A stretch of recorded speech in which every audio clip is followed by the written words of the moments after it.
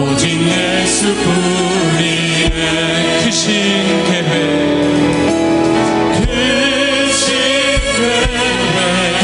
다 볼 수도 없고 작은 고난에 지쳐도 주께 누리 나의 모든 삶 버티고 견디게 하시네. 은혜 아니면 살아갈 수가 없네. 나의 모든 것 다 주의 것이니 참된 평안과 위로 내게 주신 주 예수. 오직 예수뿐이네. 크신 계획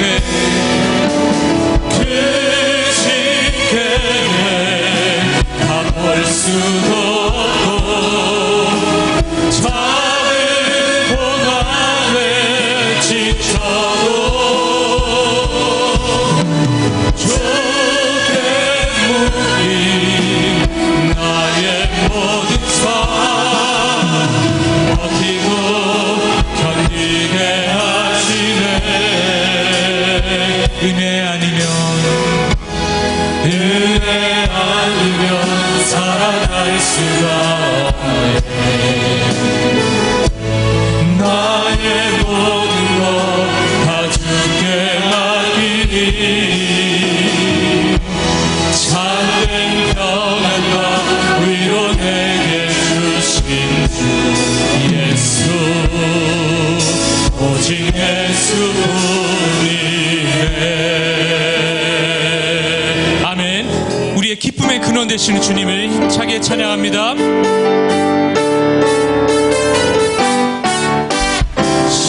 십자가를 내가 지고 주를 따라가도다. 이제부터 예수로 나의 몸에 삼겠네. 세상에서 부귀 영광 모두 잃어버려도 주의 평안 내가 받고 영생 복을 얻겠네. 주도 동역당했으니 나도 동역당하리. 세상 친구 감사하네. 예수 진실하도다. 예수 나를 사랑하사 빛난 얼굴 되시면 원수들이 미워하나 염려할 것 없도다. 내가 핍박당할 때에 주의 품에 안기고 세상 고초당할수록 나를 위로받겠네. 주가 주신 기쁨 외에 기뻐할 건 무엇이냐. 주가 나를 사랑하니 기뻐. 내가 핍박당할 때에 주의 품에 안기고 세상 고초 당할수록 나를 위로하겠네. 주가 주신 기쁨에 기뻐할 건 무엇이냐. 주가 나를 사랑하니 기뻐. 세상에서 부귀 영광 세상에서 부귀 영광 모두 잃어버려도 주의 평안 내가 받고 영생 복을 얻겠네. 아멘. 다 함께 일어나셔서 기도의 찬송 하나님께 올려드립니다.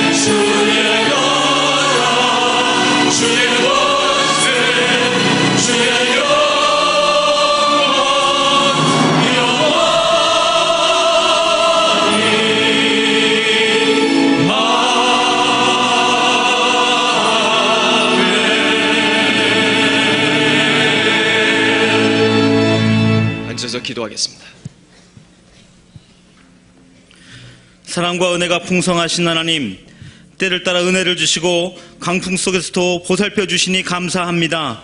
이 시간 말씀의 생수를 찾아 주님 앞에 왔사오니 은혜의 생수를 마시게 하옵소서. 오늘 주일 예배를 통해 돌과 같이 딱딱한 심령을 깨뜨려 주옵소서. 부끄러운 언행과 무뎌진 양심, 불순종과 이웃사랑에 인색했던 손과 발을 용서하여 주옵소서. 십자가의 보혈로 깨끗게 하옵소서. 우리 교회를 사랑하시는 하나님, 다시 한번 머리띠를 동여매며 새생명축제 행복 콘서트를 준비하오니 영혼구원의 기쁨과 복음의 감격을 일으켜 주옵소서. 10월 새생명축제 선포를 통해 예수님이 필요한 이웃을 위해 기도하며 참된 행복을 향한 초청을 결단하게 하옵소서. 특별히 이번 주 민족 고유의 명절 추석을 통해 중앙의 모든 성도들이 고향 선교사로 파송받아 가족들에게 복음을 전하며 그리스도의 향기를 바라게 하옵소서. 또한 중앙 리더십 아카데미와 바이블 아카데미 25기 중보기도학교를 통해 영적 성숙을 이뤄가기를 원합니다. 말씀과 기도로 충만하게 하옵소서. 은혜를 주옵소서. 이 모든 일 앞에서 이끄시는 담임 목사님에게 영적 센스와 탁월한 지도력과 건강을 더해 주옵소서. 에스겔처럼 조국과 교회를 깨우는 파수꾼으로 사용하여 주옵소서. 또한 원로 목사님의 건강을 지켜주시고 날마다 강건케 하시며 방송 사역을 끝까지 잘 감당케 하옵소서. 하나님, 권능의 손길로 우리 조국을 붙잡아 주옵소서. 태풍 링링으로 피해당한 산업 현장과 국민들이 하루속히 회복되게 하옵소서. 문재인 대통령과 리더십들이 하나님을 두려워하게 하옵소서. 사회에 만연된 특권의식과 부정부패, 불의가 사라지게 하옵소서. 막혀있는 경제의 물꼬를 터 주옵소서. 국정에 합당한 사람을 각 부처에 세워 주옵소서. 동성애와 반성경적 법들이 사라지게 하옵소서. 또한 한일 관계와 대강국가의 외교의 모든 지도력과 국민들이 한마음대로 극복하게 하옵소서. 성숙한 국민의식과 반만년 역사의 정체성을 바로 세워 선도적 영향력 발하는 나라가 되게 하옵소서. 무엇보다 한반도의 전쟁 위험이 사라지게 하시며 복음으로 하나 되어 속히 통일 세대를 열어가게 하옵소서. 이 시간 하나님 말씀 앞에 있습니다. 담임 목사님에게 말씀의 권능을 부어주시고 우리의 심령인 은혜의 담비를 허락하옵소서. 생명의 말씀으로 충만하여 삶의 예배에서도 승리하는 중앙의 성도 되게 하옵소서. 곳곳에서 함신 달란트와 부름을 따라 헌신한 성도들을 기억하시고 하늘의 평안과 기쁨으로 응답해 주옵소서. 예수님 이름으로 감사하며 기도합니다. 아멘.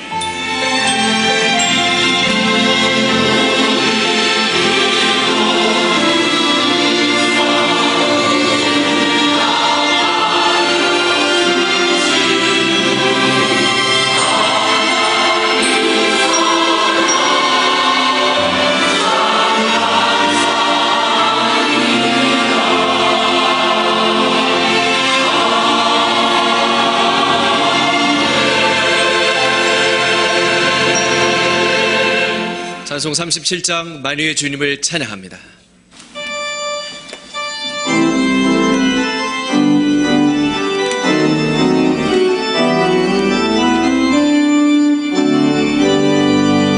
주 예수 이름 높이며 다 찬양하여라 다 찬양하여라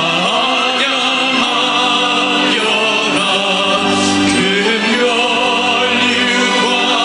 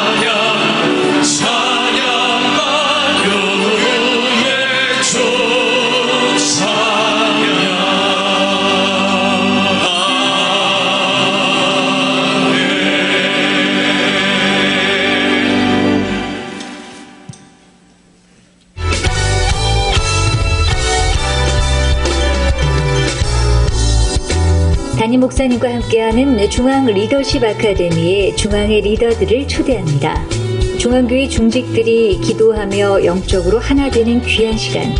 교회 리더는 9월 20일부터 10월 11일까지 매주 금요일 오후 8시 중앙예담학교 예담홀에서, 예담세대 리더는 9월 28일 토요일 오전 10시 중앙예담학교 예담홀에서, 교구 리더는 10월 16일 수요일 오전 10시 교회 본당에서 진행됩니다. 과연 그 교회 리더들을 위한 은혜의 자리, 담임 목사님과 함께하는 중앙 리더십 아카데미를 통해 모두가 선한 청지기로 세워지는 시간 되기를 기도합니다. 거룩을 회복하며 도시와 나라를 살리는 25기 중보기도학교가 열립니다. 이번 중보기도학교 강사는 제자훈련 프로그램 전문 강사이며 생각하는 그리스도인으로 살아가기의 저자 김광일 목사입니다. 거룩함을 잃어가는 성도들과 국가를 위해 기도하고 도시와 나라를 성경적 가치관으로 살리기 위한 중보기도의 능력을 경험하는 제25기 중보기도학교에 중앙의 모든 성도님들을 초대합니다. 여러분의 가정은 행복하십니까? 서로의 마음을 공감하며 배려하는 소통에서 시작되는 행복. 이번 학기는 안전공감 부부소통법을 주제로 개강합니다. 부부가 소통하며 서로 배려하는 대화법을 배우고 실천할 수 있는 이번 상담학교에 모든 성도님들을 초대합니다. 지금 바로 로비에서 신청하세요. 생명을 낳고 돌보는 이 땅에서의 가장 존귀한 사명. 이 사명을 지키기 위해 모든 어머니들에게 하나님이 주시는 지혜가 필요합니다. 이번 마더와이즈 지혜편을 통해 하나님의 지혜가 여러분의 삶을 움직이길 바랍니다. 로비에서 접수받고 있으니 축복된 자리에 중앙의 모든 여성과 어머니들의 많은 신청 바랍니다. 오늘 오후 6시 중앙예담학교에서 한동대 입시 설명회를 진행합니다. 수험생을 위한 2020학년도 한동대 입시의 구체적인 안내와 2015 개정 교육과정이 적용되는 고1, 고2 학생들을 위한 학생부 종합전형 준비 방법을 알려드리며 한동대학교만의 특성화된 교육 내용 그리고 신앙훈련 프로그램에 대해 자세히 소개할 예정입니다. 많은 분들의 관심 바랍니다. 유관기간 소식입니다.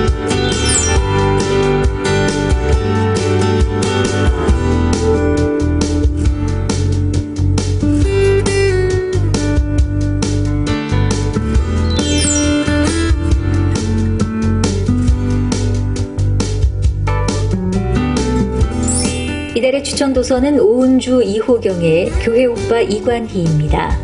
이 책은 고난 가운데 하루라도 더 온전하게 하나님의 사랑을 증거하고자 한 이 집사의 순전한 믿음을 통해 삶과 죽음의 참된 의미를 되새기며 십자가 사랑을 회복하게 하고 있습니다. 처음 나오신 새가족이나 등록을 원하시는 분은 예배 후 1층 중앙 비전홀로 오시면 자세한 등록 안내를 도와드리겠습니다. 할렐루야. 9월의 두 번째 주일 2부 예배 참여하신 여러분, 여러분의 가정과 자녀 행하는 모든 범사가 형통하시기를 주님의 이름으로 축복합니다. 옆에 계신 분과 인사하시는 다정하게 인사하시면서 명절 잘 세라고, 링링에도 건강하셔서 고맙다고, 부자 되시라고. 네, 감사합니다. 무더위가 완전히 꺾였고 어제는 태풍 링링이 지나가서 많은 피해가 있었지만 그래도 오늘 건강한 모습으로 예배당에 오신 여러분 진심으로 환영하고 사랑하고 축복합니다.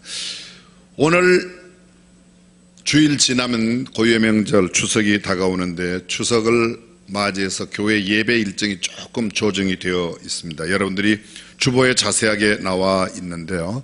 수요일날 금주 수요일 오전 예배 드리고 저녁에는 교회에서는 예배를 공식적으로는 안 드리고 나오시는 분이 있으시면 저희들이 함께 하지만 그렇게 합니다. 금요일 추석 당일 저녁에도 심야기도회는 각자 집에서 가족들과 함께 담소 나누고 또 복음 나누는 시간 그렇게 갖도록 하면 좋겠습니다.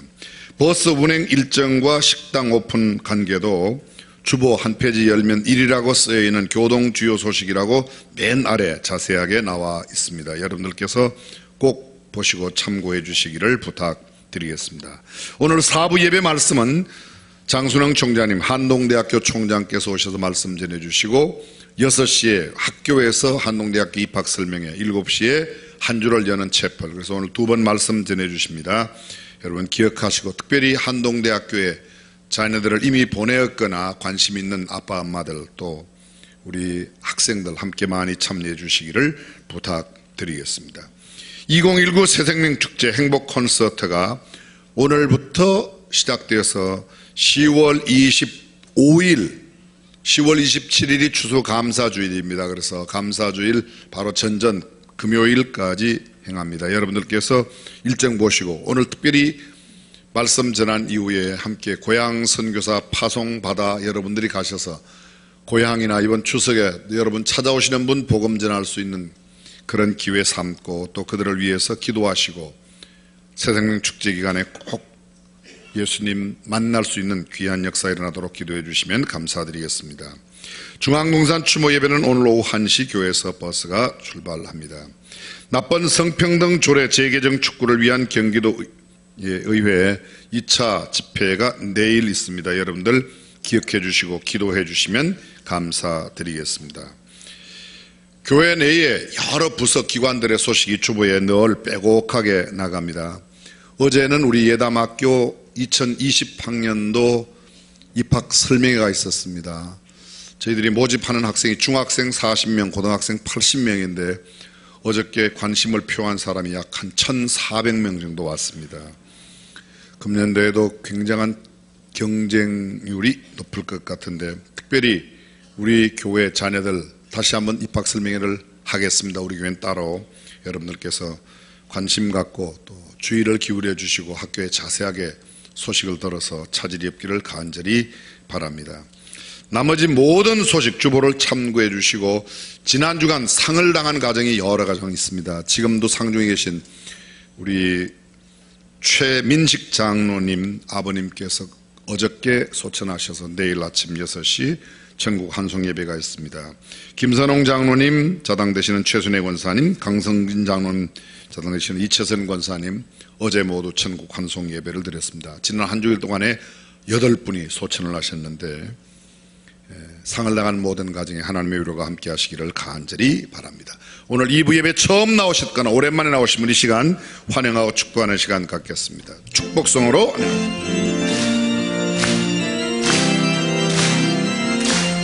축복합니다. 축복합니다. 주님의 이름으로 축복합니다. 처음 오셨거나 오랜만에 오신 분은 잠깐만 들어보세요. 2층에 식당 예배실, 영상 예배실, 아가페실. 주님의 기쁨과 주님의 사랑이 충만하게 넘치기를 축복합니다. God bless you. God bless you. 축복합니다. 주님의 사랑으로 옆 사람 마음껏 축복하며 God bless you. God bless you. 축복합니다. 주님의 사랑으로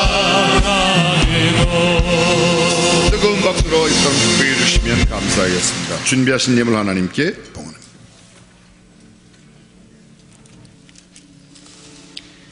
은혜로우시고 자비로우신 하나님 아버지, 거친 태풍에 저희를 지켜주시고 복되고 거룩한 주일을 맞이하여 주님 앞에 나와 예배드릴 수 있게 하시며 주님의 은혜를 맛보게 하시니 감사드립니다.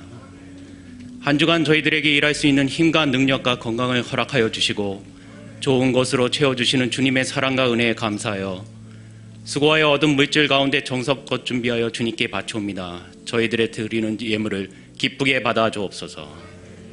이 예물이 쓰이는 곳곳마다 주님의 사랑과 주님의 선하심과 인자하심과 주님의 복음과 구원의 역사가 일어나게 하시고 주님의 영광만이 온전하게 드러나게 하옵소서.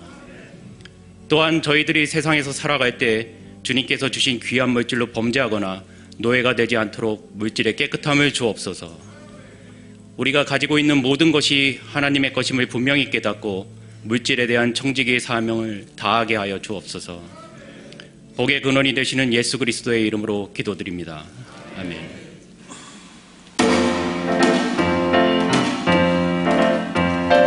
예수님이 좋아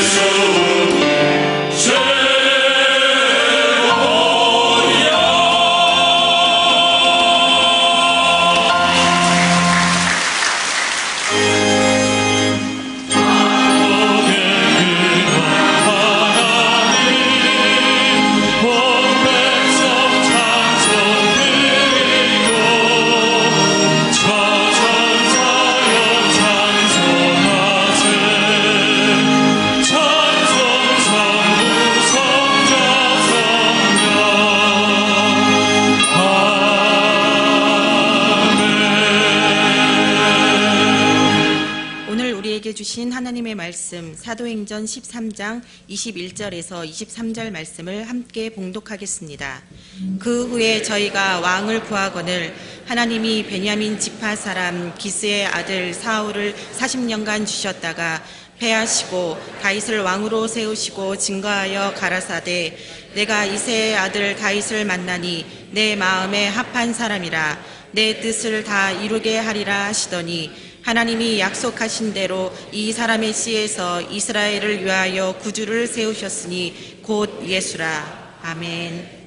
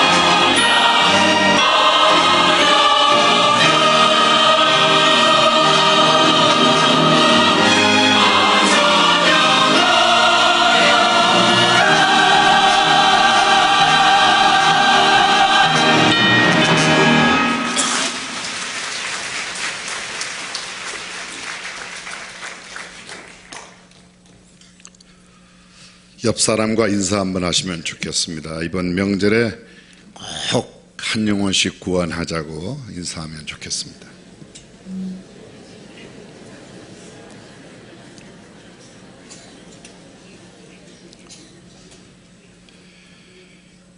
하나님께서 오늘 저에게 주신 본문 말씀은 사도 바울이 제1차 전도 여행 당시에 안디옥 교회를 배경으로 해서 떠나서 비시디아 안디옥에 있는 회당에 갔을 때에 안식일에 행한 설교의 한 부분입니다.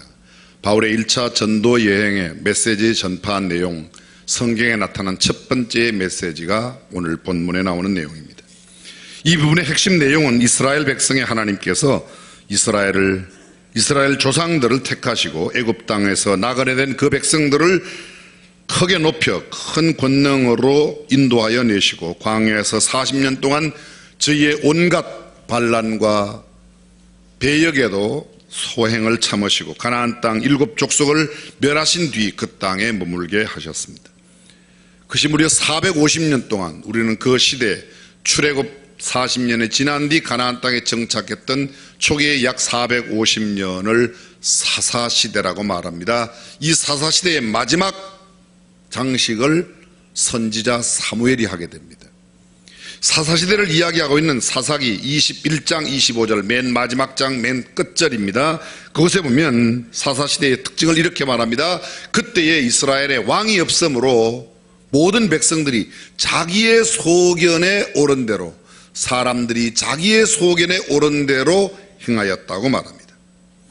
다시 말하면 이스라엘 백성들이 왕을 구했습니다. 하나님께서 베냐민 지파 사람 기스의 아들 사울을 40년 동안 주셨다가 패하시고 다윗을 왕으로 세우시고 증거하셨습니다. 내가 이새의 아들 다윗을 만나니 내 마음에 합한 사람이라 내 뜻을 다 이루게 하리라. 그리고 먼 훗날 하나님께서 그 언약하신 약속대로 다윗 이 사람 다윗의 씨에서 바로 이스라엘을 위하여 구주를 세우셨는데 예수님이 태어나셨다.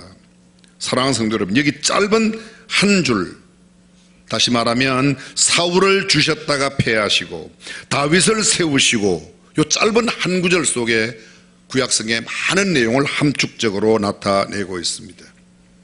먼저 사울을 주셨다가 패하시고를 잠깐 살핀 뒤에 그 다음 구절을 생각합니다. 사울이 어떤 사람입니까? 사무엘상 9장 1절 이하에 보게 되면 사울을 가르쳐 베냐민 지파 유력한 사람 기스의 아들이라고 말합니다. 다시 말하면 그는 베냐민 지파 사람이고 유력한 그의 아버지 기스, 활이라고 하는 뜻을 가지고 있는 기스의 아들입니다. 기스의 아버지 이름은 아비엘입니다. 하나님이 나의 아비이시다라는 뜻을 갖고 있습니다. 아비엘의 아버지가 스롤입니다. 묶음이라는 뜻을 갖고 있습니다. 스롤의 아비가 베고랏, 초태생의 후손이다, 그렇게 말하고 있습니다. 그리고 이 베고랏의 아버지가 아비야, 야훼가 아버지시다, 그런 말입니다. 좀 쉽게 풀이하면 이렇습니다. 사울의 아버지는 기스요, 사울의 할아버지는 아비엘이요, 증조 할아버지는 스롤이요, 고조 할아버지는 베고랏이요, 현조 할아버지는 아비야라. 다시 말하면 6대조 할아버지부터 고조, 증조, 할아버지, 아버지까지 다 그 집안 내력을 다 이야기합니다. 그리고 그 사울이 그 집안에 태어났습니다. 사울이라는 이름의 뜻은 희망, 소원, 크다, 그런 뜻을 갖고 있습니다. 다시 말하면 사울은 신앙의 뿌리가 깊은 가문에서, 그의 할아버지 이름이 뭐라고요? 아비엘입니다. 아비엘은 하나님이 나의 아비이시다. 그 아비엘의 할아버지 이름이 베고랏인데 초태생의 후손, 처음 나는 것의 후손, 이것도 영적인 의미가 있습니다. 그 위에 6대조 할아버지 아비야는 야훼가 아버지이시다. 집안 전체가 대를 이어 신앙의 가문으로 이어가고 있다는 것을 금방 알 수 있습니다. 9장 2절은 계속해서 이렇게 말합니다. 사울은 준수한 소년인데, 준걸 준자 빼어날 숫자, 다시 말하면 풍채가 아주 남달랐습니다. 그의 키는 이스라엘 모든 사람들보다도 어깨 하나 위가 더하였다. 키가 정말 기골이 장대하고 풍채가 멋졌습니다. 출중한 외모를 가지고 있었습니다. 요새 말로 바꾸면 꽃미남이었다, 그런 말입니다. 그런데 이러한 이 사울이 자기의 아버지의 암나귀들을 잃어버리고 난 뒤에 사울을 불러서 아들아, 내가 암나귀들을 잃어버렸는데 사환을 하나 붙여줄 테니 이 암나귀를 찾아라고 이야기합니다. 이런 방구 아무런 변명 없이 사울이 아버지의 명령을 받고 그 잃어버린 암나귀들을 찾기 위하여 사환을 데리고 떠납니다. 3일 동안 얼마나 열심히 찾았는지 성경은 이렇게 말합니다. 에브라임 산지, 살리사 땅, 사알림 땅, 베냐민 땅을 두루 다니며 찾았지만 찾지 못하였습니다.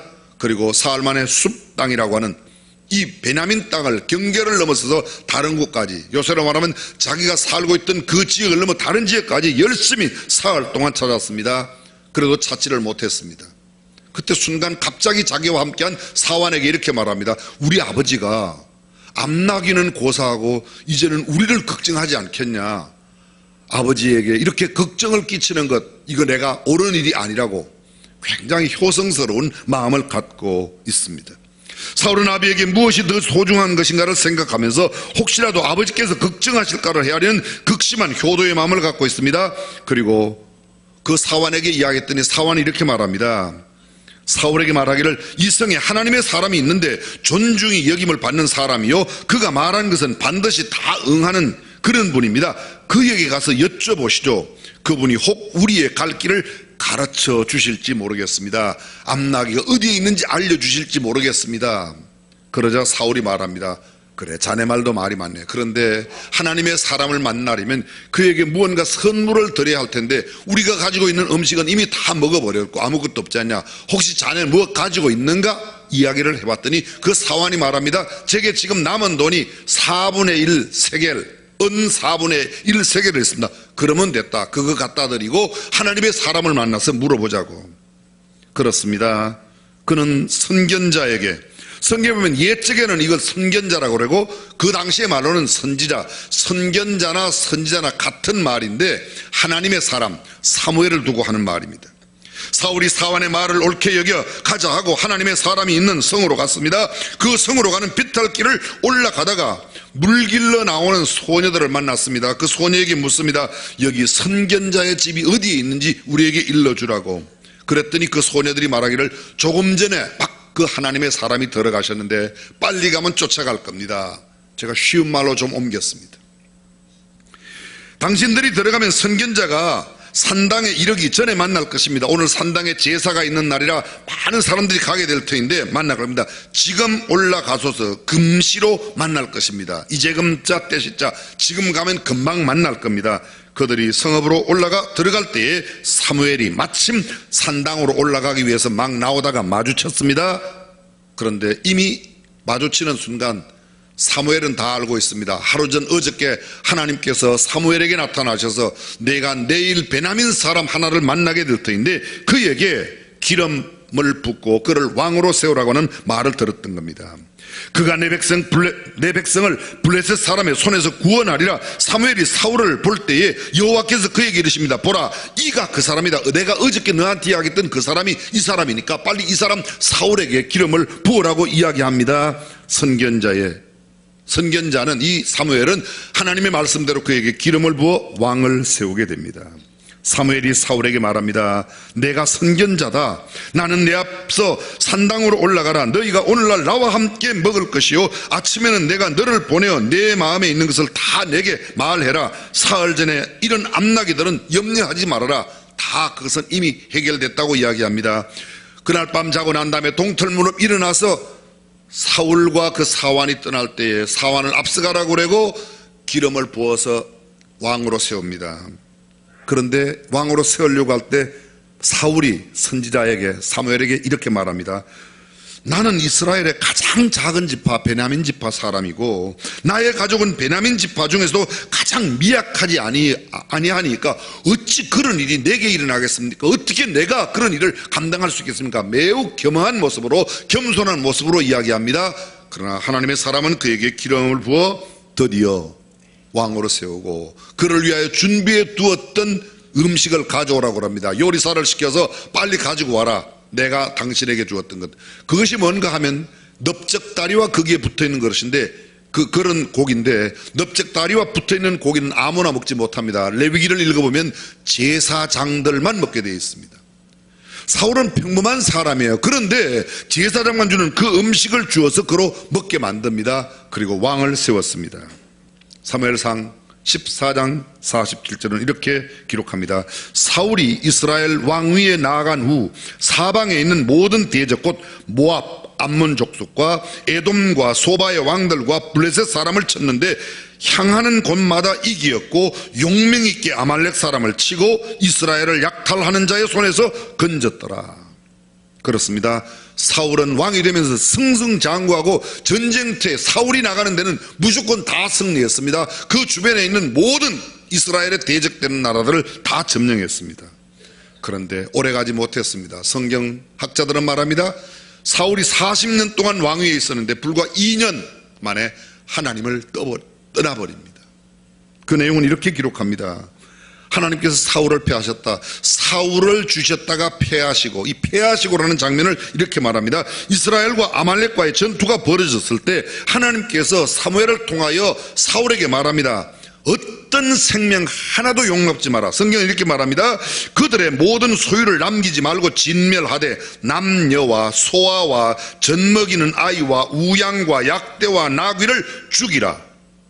그 이야기를 듣고 사울이 보병 20만 명과 유다의 사람들 10,000명, 21만 명의 연합군을 형성해서 아말렉을 침공해서 아말렉을 싹 멸절시킵니다.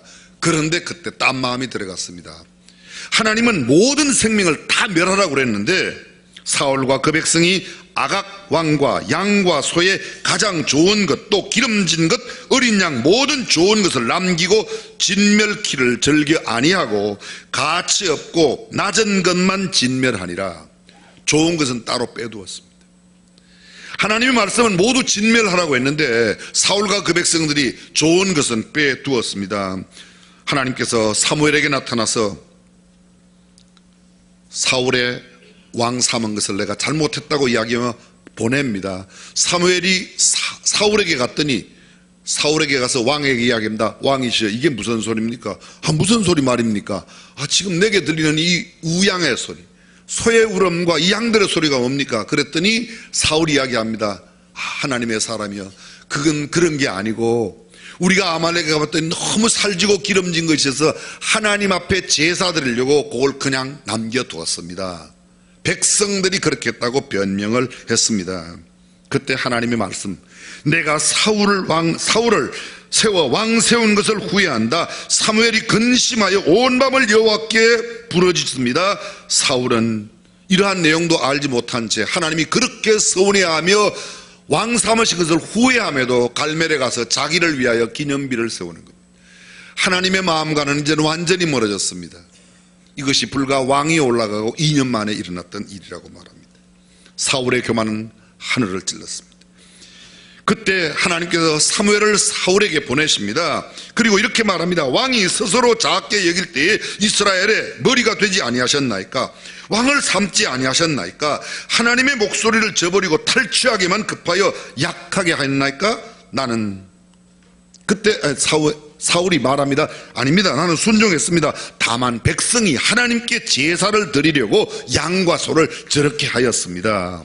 핑계를 댔습니다. 자신이 범한 죄를 자백하지 아니하고 백성들의 핑계를 냅니다. 사무엘이 가로되 여호와께서 번제와 다른 제사를 그 목소리 순종하는 것 좋아하시는 같이 좋아하시겠습니까? 순종이 제사보다 낫고 듣는 것이 수양의 기름보다 나으니 이는 거역하는 것은 사술의 죄와 같고 완고한 것은 사신우상에게 절하는 죄와 같음이라. 왕이 여호와의 말씀을 버렸으므로 여호와께서도 왕을 버려 왕이 되지 못하게 하셨나이다.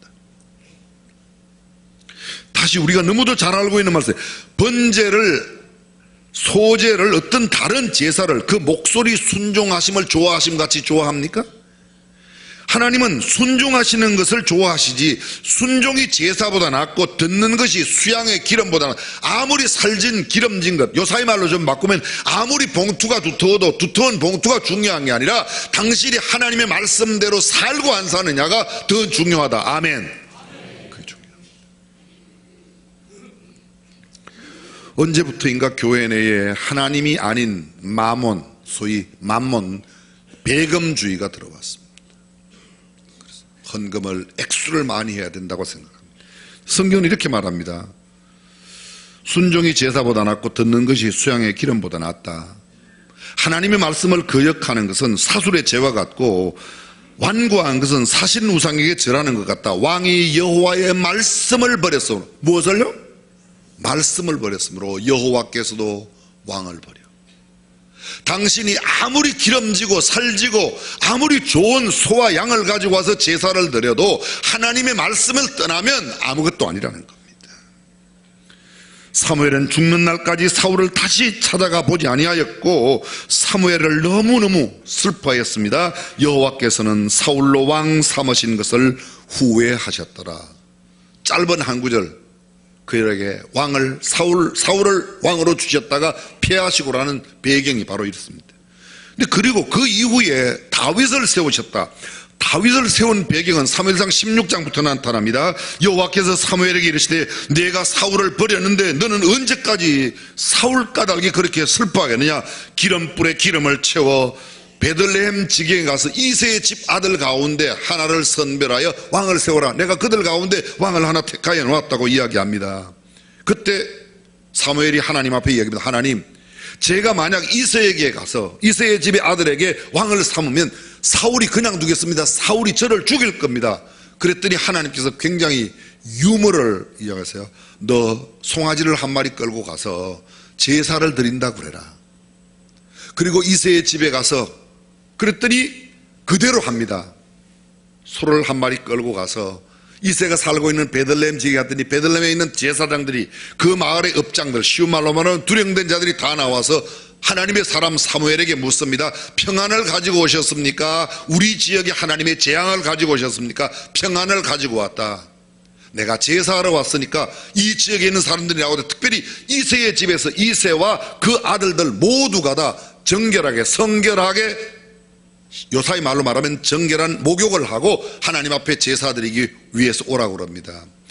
이새가 자기 아들들을 불러옵니다. 첫 번째 아들 엘리압을 불러왔습니다. 사무엘이 보는 순간에 너무 외모가 준수하고 멋지고 근사합니다. 이가 그이구나 하고 기름불을 취하여 기름을 부으려고 하는데 하나님께서 아니라 내가 이미 그 엘리압을 버렸다고 이야기합니다. 그 이후에 둘째 아들이 왔습니다. 아미나답입니다. 이 둘째 아비나답이 들어왔을 때 둘째 아들인가 하여 기름을 부으려고 그랬더니 그도 아니라고 말합니다. 셋째 아들 삼마가 들어옵니다. 그에게 기름을 부으려고 했더니 그도 아니라고 합니다. 이렇게 해서 7명의 아들이 다 지나갔는데도 하나님은 아무것도 아닙니다. 아무 말씀을 안 하십니다. 사무엘이 묻습니다. 이새에게 다른 아들 없습니까? 그랬더니 하나 막내가 있는데 지금 아주 어리고 양치는 목동으로 들에서 양을 지키고 있습니다. 그를 데려오십시오. 그랬더니 이새가 하는 말이 일단 저녁을 준비했으니까, 밥을 준비했으니까 드시라고 이야기합니다. 내가 그를 보기 전에는 결코 내가 식사 자리에 앉지 않겠습니다. 드디어 다윗이 왔습니다. 다윗이 이 말째 아들로 양을 지키는 가운데서 그가 왔습니다. 그가 오기 전에 식사 자리에 앉지 않겠다고 하던 그가 다윗을 보면서 이렇게 말합니다. 그의 빛이 붉고 눈이 빼어나고 얼굴이 아름답더라. 여호와께서 가라사대 이가 그니 일어나 기름을 부어라. 순간 사무엘에게 들려온 하나님의 말씀을 듣고 그에게 기름을 부었습니다. 이날 이후로 다윗이 여호와의 신에게 크게 감동되니라. 아멘. 그날 기름을 붓고 나서 그날부터 다윗이 여호와의 신에 감동되었다. 요새 말로 바꾸면 성령 충만한 사람이 되었다는 겁니다.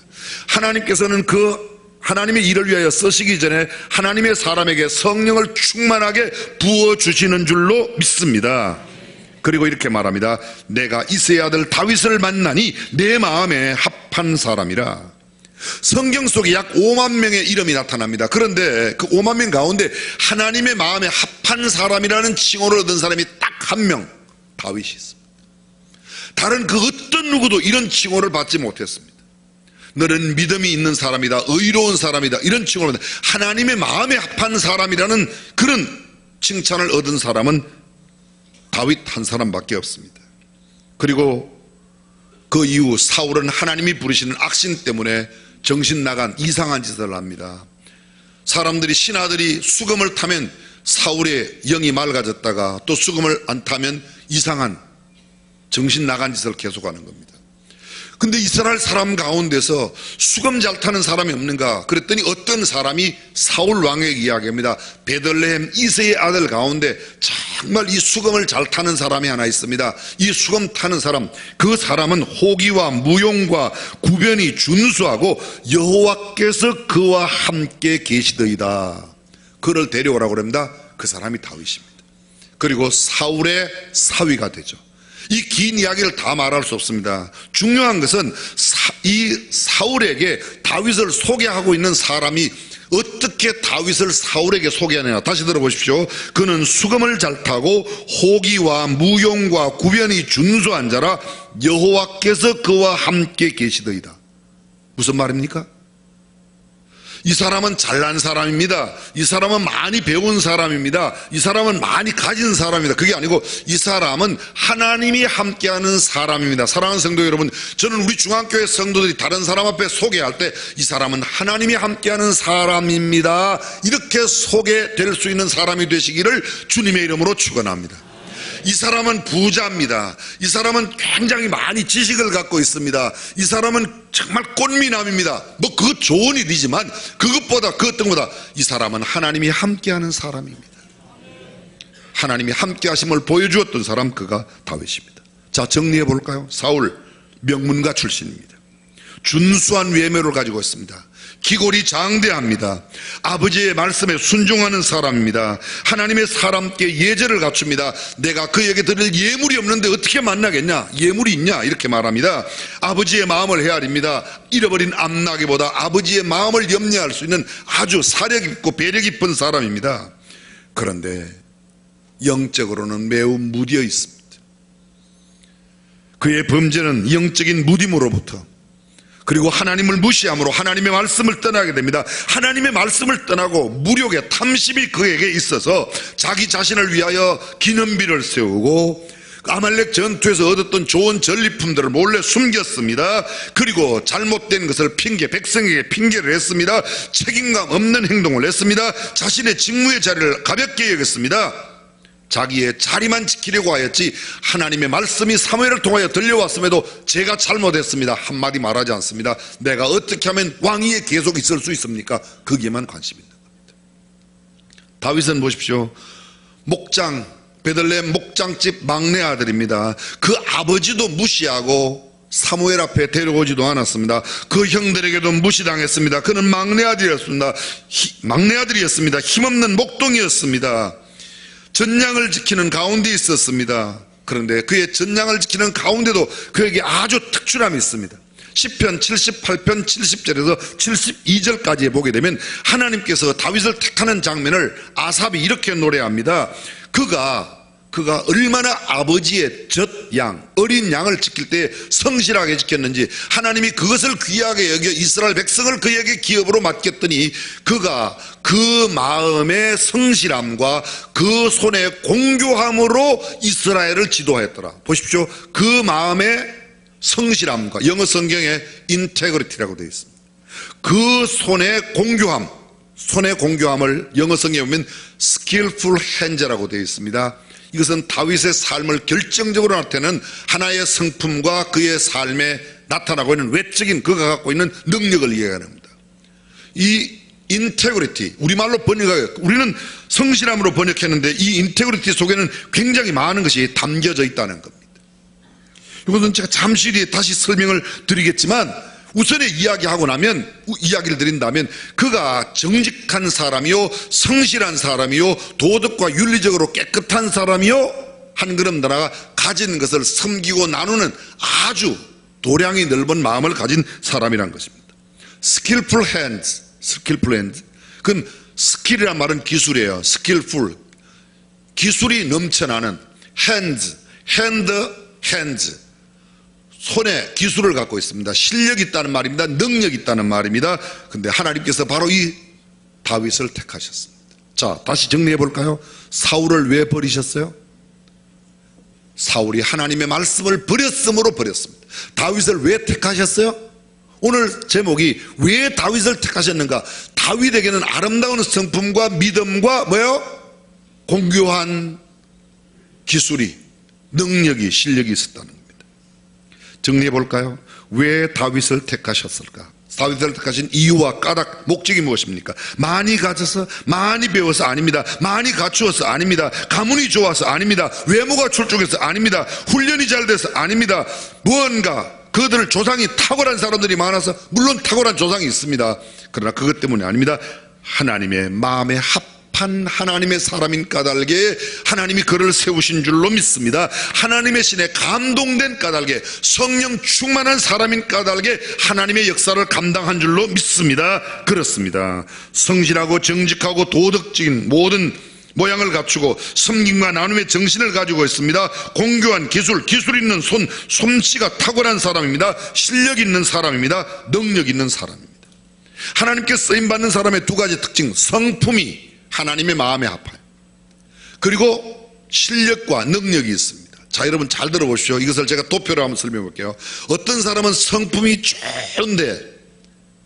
좋은데 실력이 없는 사람이 있어요. 어떤 사람은 실력은 좋은데 성품이 안 좋은 사람이 있어요.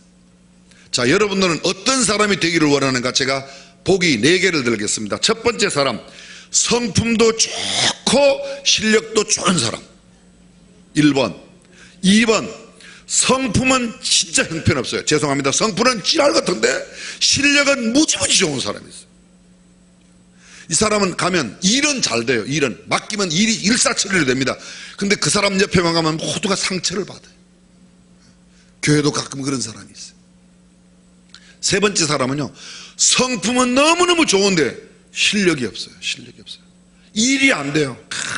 정말 이 마음씨나 생각하는 거나 이런 건 거의 공자 아님 가운데 토막 같으신데 일을 못하는 사람이 있어요. 네 번째 사람, 성질도 지나갔고 일도 못하는 사람이 있어요. 1번, 2번, 3번, 4번. 저는 우리 교회 모든 성도들이 성품도 예수님을 닮고 실력도 능력을 갖춘 그런 사람이 되시기를 주님의 이름으로 축원합니다.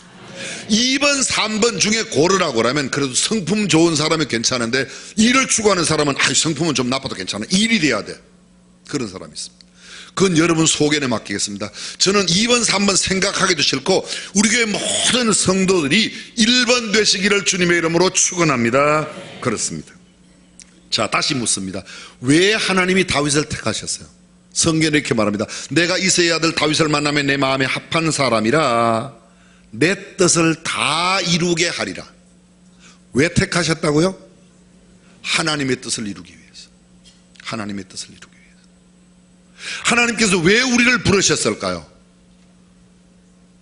왜 우리를 부르셨을까요? 예, 일부러 틀리려고 말하면 하나님께서 우리를 복주시려고 우리를 구원하시려고 다 맞습니다. 근데 궁극적인 목적은 하나님의 뜻을 이루려고 부르신 줄로 믿으시길 바랍니다. 하나님의 뜻이 뭐예요? 요한복음 6장 40절에 예수님이 이렇게 말씀하세요. 내 아버지의 뜻은 이것이니 예수 그리스도를 보고 믿는 자마다 구원받는 거다. 구원을 이루는 게 하나님의 뜻이에요. 온 우주 만물을 만드시기 전에 하나님께서 계셨어요. 그때 하나님은 뭘 하셨어요? 창세전에 그 기쁘신 뜻대로 우리를 예정하고 우리의 구원을 그때 계획하신 거예요. 그게 하나님의 뜻이에요. 그리고 아담과 하와를 온 우주 만물을 만드시고 아담과 하와를 만드시고 아담의 하여금 그게 가인과 아벨이 나는데 가인이 아벨을 죽입니다. 그래서 아벨을 죽인 가인 하나님이 버리십니다. 아벨은 죽었으니 사용 못합니다. 하나님께서 셋을 허락해 주십니다.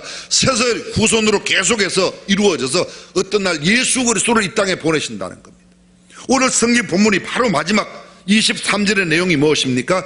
그렇게 언약하셨어요. 예수 그리스도를 언약하셨는데 그 언약하신 예수 그리스도가 오심으로 하나님의 뜻이 이루어졌다는 겁니다. 하나님의 계획이 성취되었다는 겁니다. 잘 들어보십시오. 왜 온 우주 만물을 만드셨는가? 우주 만물을 사람에게 주시려고. 사람을 왜 만드셨는가? 그들을 구원하시기 위해서. 조금 더 구체적으로 설명해 볼게요. 아벨이 죽었는데 아벨 대신 셋을 허락하셨어요. 왜요? 셋의 후손 가운데 예수님이 나게 하시려고. 예수님이 나야 구원이 성취되니까. 자, 다른 설명을 드리겠습니다. 노아의 홍수 때, 노아 홍수 때에 노아 시절에 홍수가 있었습니다.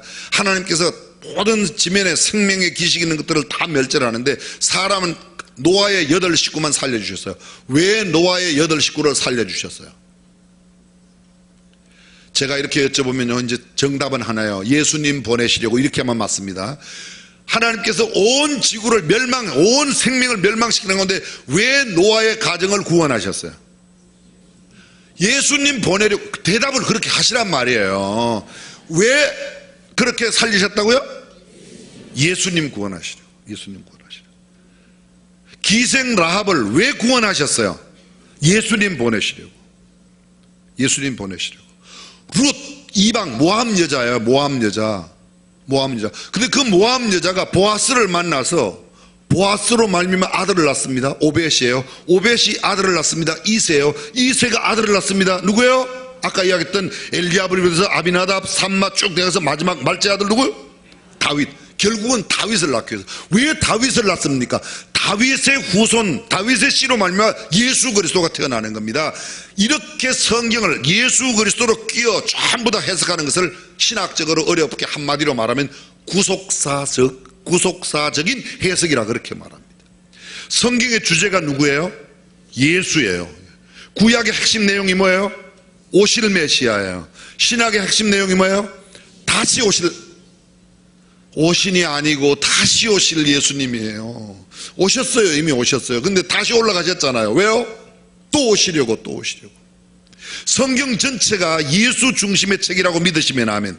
이렇게 보는 견해를 구속사적이라고 그렇게 말하는 겁니다. 오늘 본문의 바로 내용이 그것입니다. 하나님께서 사울은 패하셨어요. 사울이 잘 되었더라면 사울 아니에요. 다윗의 이세의 뿌리에서 다윗의 혈통에서 유다 지파 가운데서 예수님을 보내신다는 거예요. 그래서 베냐민 지파의 사울을 패하시고 유다 지파의 다윗을 세우셔서 다윗의 혈통에서 예수가 나게 하셨다는 거예요. 우리는 이 점을 한시도 놓치지 말아야 합니다. 구주 예수님을 보내시기 위해서 창세전에 하나님의 계획하신 도, 천지 창조의 목적과 계획도, 하나님의 비전도, 하나님의 꿈도, 하나님께서 행하신 모든 일이, 생각해 보세요. 유다가 자식을 낳는데 누구랑 낳는가 하면 자기 며느리하고 어쩌고 저쩌고 해서 애를 낳았어요. 참 도저히 이해가 안 돼요. 근데 그 며느리 다말하고 어쩌고 저쩌고 해서 그 다말이 예수님 족보에 들어갔어요. 다말하고 해서 아들을 낳았어요. 베레스와 헤스는 남을 낳고 아버지 삶을 낳고 계속 이랬어요. 낳고 누구 낳게 하시려고? 예수님 낳게 하시려고. 성경 전체. 그래서 중요한 의미가 있는 것이 예수님. 예수 없으면 구원 없습니다. 우리의 모든 신앙의 초점은 오직 예수님께 있어야 될 줄로 믿습니다. 성경의 핵심이 예수예요. 다시 여쭤보겠습니다. 왜 다윗을 하나님이 택하셨냐고요? 예수 보내시려고. 그것이 우리가 물론 맞습니다. 다윗이 선하기 때문에, 다윗이 성령 충만하기, 다윗에게 하나님께서 복 주시려고 다윗의 일생을 통해서 이스라엘 백성들에게 많은 교훈을 다 맞는 말입니다. 그러나 궁극적으로 유일한 하나의 대답을 찾는다면 성경은 이렇게 말합니다. 예수 그리스도를 언약하신 대로 보내셨다. 그리고 이미 말씀드린 대로 사도행전 13장 36절에 다윗은 당시에 하나님의 뜻을 조차 섬기다가 잠들어 그 열조에게로 돌아갔다고 말합니다. 한번 다시 읽어볼까요? 우리 다 함께 시작. 다윗은 당시에 하나님의 뜻을 조차 섬기다가 됐습니다. 여러분 저를 보십시오. 우리는 그러면 어떻게 살아야 될까요? 우리도 하나님의 뜻을 조차, 하나님의 뜻을 조차 사는 것이 저와 여러분들의 삶의 목표가 되시기를 주님의 이름으로 축원합니다. 부자 되기가 아니에요. 하나님의 뜻이 뭐예요? 예수 그리스도로 말미암아 구원의 역사를 이루는 거예요. 왜 지금 고향 선교사 파송하고 이런 일들을 행하는가? 새생명 축제가 왜 필요한가? 생명 구하는 이 일에 초점을 두는 겁니다. 저와 여러분이 이번 가을 추석 명절을 통해서, 새생명 축제를 통해서, 행복 콘서트를 통해서 하나님의 계획, 하나님의 뜻을 이루어드리는 복된 성도가 다 되시기를 주님의 이름으로 축원합니다. 전능하신 우리 하나님,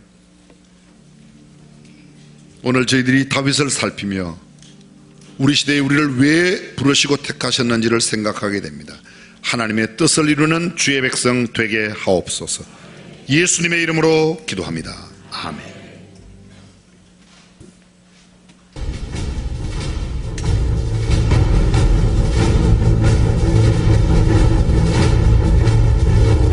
인자야, 내가 너를 너를 이스라엘 족속의 파수꾼으로 세웠나니 너는 내 입의 말을 듣고 나를 대신하여 그들을 깨우치라. 가령 내가 악인에게 말하기를 너는 꼭 죽으리라 할 때에 내가 깨우치지 아니하거나 말로 악인에게 일러서 그 악한 길을 떠나 생명을 구원하게 하지 아니하면 그 악인은 그 죄악 중에서 죽으려니와 내가 그의 핏값을 내 손에서 찾을 것이고 내가 악인을 깨우치되 그가 그의 악한 마음과 악한 행위에서 돌이키지 아니하면 그는 그의 죄악 중에서 죽으려니와 너는 내 생명을 보존하리라.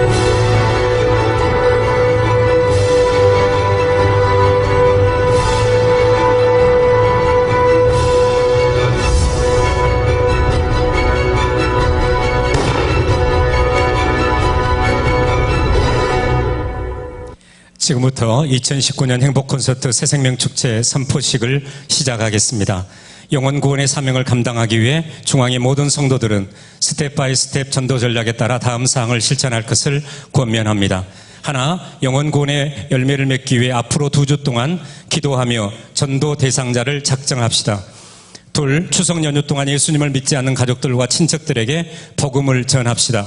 셋, 작정한 영혼들의 구원을 위해 특별 기도에 참석하여 집중 기도합시다. 넷, VIP 행복 콘서트로 초청하기 위해 권면과 섬김, 사랑과 나눔을 실천하여 교회로 인도합시다. 이상의 실천사항을 지켜 2019년 행복콘서트 새생명축제를 통해 풍성한 영혼의 열매를 맺어 하나님께 영광을 돌려드립시다. 다음은 2019년 행복콘서트 새생명축제 선서가 있겠습니다. 선서자 대표는 등단해 주시기 바랍니다. 성도님들께서는 다 자리에서 일어나셔서 선서의 구호와 함께 오른손을 들어 선서라고 함께 복창해 주시기 바랍니다. 또한 스크린의 선서 내용을 참조하시고 노란색 글씨는 함께 읽으며 선서하겠습니다. 시작하십시오. 선서. 나는 하나님을 영화롭게 사람을 존귀하게 과연 그 교회 중앙교회 성도로서 2019 행복콘서트 새생명 축제 기간 동안 주님의 지상명령과 교회의 비전을 이루기 위해 다음과 같이 다짐합니다. 하나, 나는 하나님을 영화롭게 사람을 존귀하게 과연 그 교회 성도로서 영혼 구원의 사명이 있음을 믿습니다. 하나, 나는 과연 그 교회의 성도로서 아버지의 마음으로 새 생명을 꼭 작정하겠습니다. 하나, 나는 과연 그 교회의 성도로서 한 명의 영혼을 구원할 때까지 복음을 전하겠습니다. 하나, 나는 과연 그 교회 고향 선교사로 파송받아 성실하게 가족 구원의 사명을 감당하겠습니다. 2019년 9월 8일 선서자 백경선. 대단히 감사합니다. 이제 여러분들을 파송하는 말씀을 선포하겠습니다. 하나님을 영원롭게 사람을 존귀하게 과연국의 중앙교회 성도님 여러분을 땅끝까지 복음을 전파하라는 주님 지상명령에 따라 2019년 행복콘서트 새생명 축제의 전도자로 성부와 성자와 성령의 이름으로 파송합니다. 아멘. 큰 영광의 박수로 하나님 앞에 올려드리겠습니다. 이제 구호 제창하고 마치도록 할게요. 우리 구원은 우리의 구원 예수, 우리의 사명 전도, 우리의 기쁨 새 생명입니다. 제가 앞에 선창을 하면 여러분 뒤에 예수, 전도, 새 생명 해주시고 마지막 박수로 영광 드리겠습니다. 제가 먼저 하겠습니다. 우리의 구원 예수, 우리의 사명 전도, 우리의 기쁨 새 생명. 할렐루야.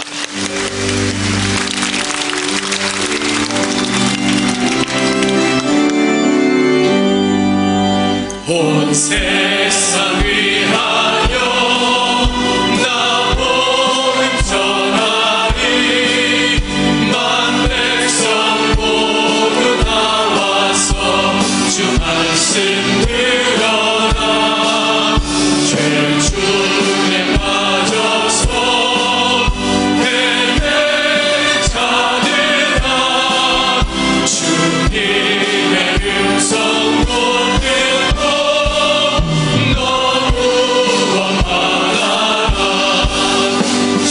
듣고 증인 되리라 세상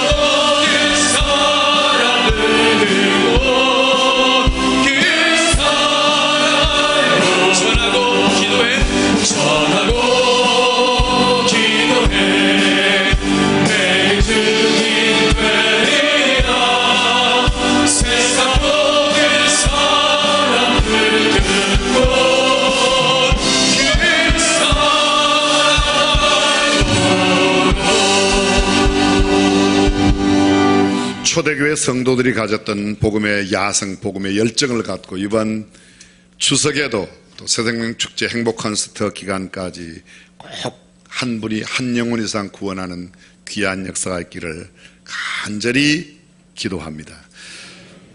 우리 주 예수 그리스도의 은혜와 하나님의 무한하신 사랑과 성령님의 감동과 마교통 충만하심이 한 영혼 추수를 위하여 마음을 다지고 선사하며 주 앞에 기도하는 주의 백성들 가운데, 그리고 저들의 자녀들과 생업 위에 우리 대한민국 대통령과 모든 위정자 온 백성 가운데 영원토록 함께 하시기를 간절히 축원하옵나이다. 아멘.